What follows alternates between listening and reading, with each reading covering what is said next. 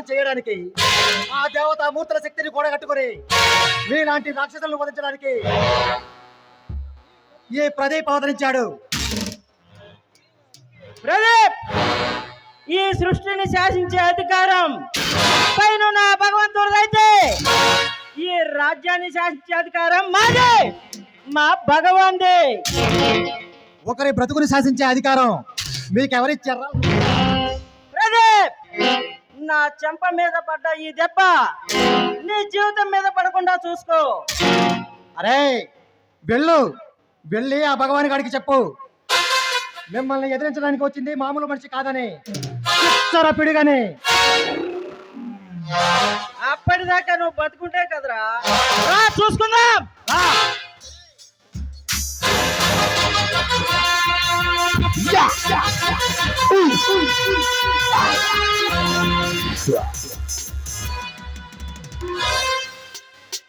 అరే లుచ్చా, నీలాంటి బచ్చాగాలను చాలా మందిని చూశాను.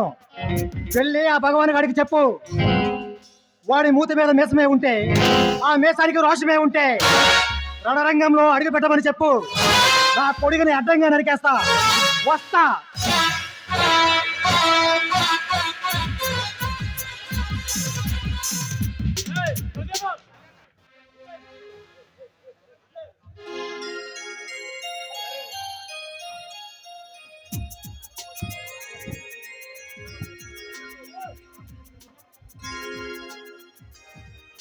ఏమండి, మీకోసం ఎంతసేపు నుండి ఎదురు చూస్తున్నానో తెలుసా? ఎందుకా? ఈ రోజు మీరు నన్ను సినిమాకి తీసుకెళ్తానన్నారు కదా. ఇప్పుడు కాదు స్వప్న, మరి ఎప్పుడైనా వెళ్దాం. నాకు తెలీదు, నన్ను ఈ రోజే తీసుకెళ్ళండి. చెప్పానా ఇప్పుడు కాదని? తీసుకెళ్తే తీసుకెళ్ళండి, లేకపోతే లేదు. ఎందుకు అలా అరుస్తున్నారు? అలా కోపడకు స్వప్న. ఇంట్లో ఉన్న పెళ్ళంతా ప్రేమగా ఉండడం తెలియదు, హాస్టల్లో ఉన్న బాబుని కలిసి రావడానికి మీకు సమయం దొరకదు. నా మనస్సు ఆవేదనతో రగిలిపోతుంది, నన్ను విసిగించకు. మన రామయ్య కుటుంబంతో పాటు 10 మంది అభాగ్యులు వాళ్ళ రాక్షసత్వానికి బలైపోయారు స్వప్న, బలైపోయారు. ఎంత ఘోరం జరిగిందండి. రామయ్య వచ్చి ఒక పిడికడ అన్న ముద్ద అడిగితే పెట్టలేకపోయానండి. ఏమిటి, రామయ్య ఇక్కడికి వచ్చాడా? అన్నం అడిగితే పెట్టలేకపోయావా? నీవు మనిషివా పశువా?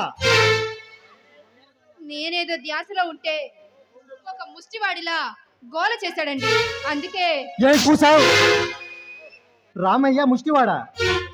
ఆ ముష్టివాడు పెట్టిన అన్నం తినేనే నేను ఇంతటి వాణ్ణయింది. ఆ నిరుపేద చూపించే జాలి దయనే ఈ చదువు సంస్కారం, ఆ అబాయకుడు పెట్టిన భిక్షనే ఈనాడు మనకున్న ఆస్తి ఐశ్వర్యం. ఏమండి, ఎక్కడో అనాథగా బ్రతకాల్సిన నన్ను చేరదీసి పెంచి ప్రయోజకుని చేసింది ఆ గూడెం ప్రజలు. అలాంటి వాళ్ళు ఆదరించి వస్తే నీవు ధిక్కరించి పంపిస్తావా? నువ్వు సంపాదించిన సొమ్మంతా వాళ్ళకే వెళ్తే ఇక మా పరిస్థితి ఏమిటి? ఇప్పుడు నీకొచ్చిన ఇబ్బంది ఏమీ లేదు కదా? ఇప్పుడు లేదు, ముందు ముందు రోజుల్లో ఒకవేళ వస్తే. ఎప్పుడో వస్తుందని, ఏదో జరుగుతుందని నమ్మిన వాళ్ళను మోసం చేస్తావా? ఇది మోసం ఎలా అవుతుందండి? బ్రతకడానికి ముందు జాగ్రత్త పడ్డాను అంతే. నేను బ్రతుకుండగా అటువంటి ఇబ్బంది మీకు ఎప్పుడూ కలగనివ్వను.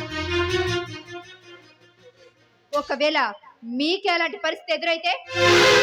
స్వప్న, చూడండి, 10 మంది బాగు చేయాలనుకునే మీ సంకల్పాన్ని నేను సిగ్గించడం లేదు, కానీ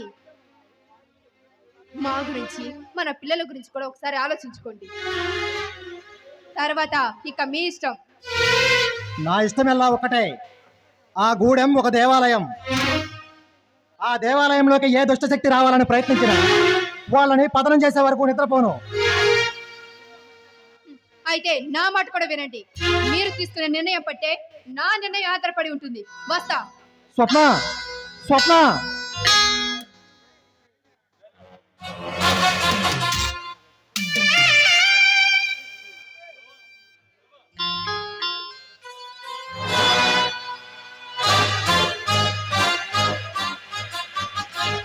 అరే వీర భయంకర పరక్రమశాలి,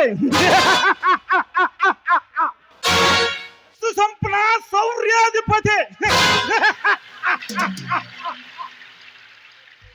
ఈ భగవాన్ దాదా శాసిస్తే నా శాసనానికి ఎవరైనా సరే కట్టుపడిపోయి ఉండాల్సిందే.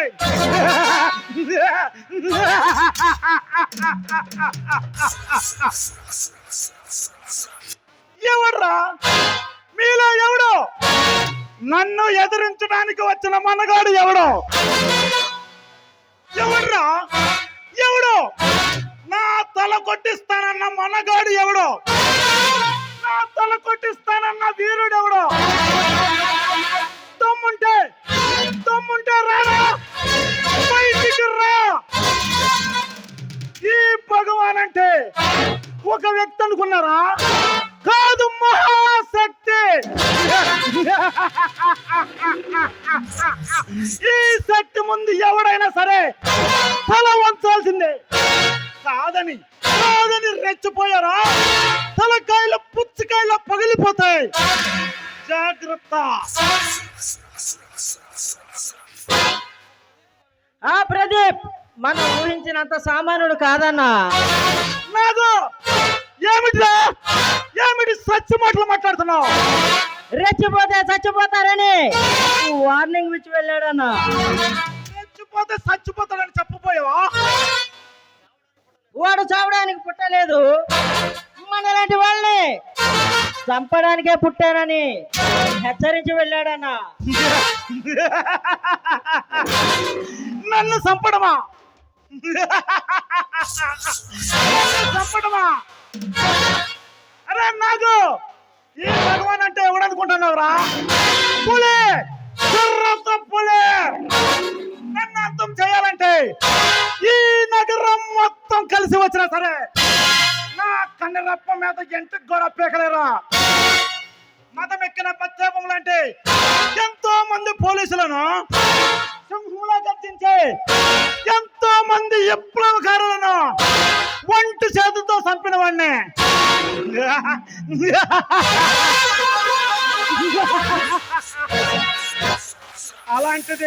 అలాంటిది నన్ను చంపేవాడు ఒకడు ఉన్నాడా? No, never. శత్రువుని ఎంత తక్కువ అంచనా వేయడం అంత మంచిది కాదన్నా. ఈ భగవాన్ దాదా సన్న శాసనాడు. వాడు అంచనాలను తారుమారు చేసి వాడు ఊపిరి తీగిపోతే నేను మనిషినే కదా. నాకు నువ్వు వెళ్ళి వాడు సాగుకు ముహూర్తం పెట్టు. వాడిని అంతం చేసే ఆదిశక్తిని నేను రెడీ. అలాగే అన్నా.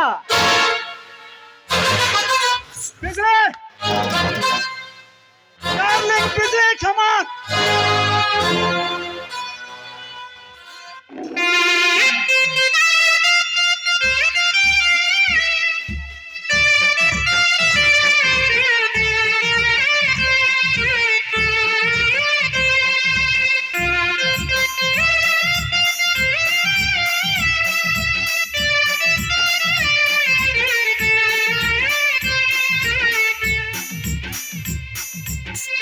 నేను ఈలాగా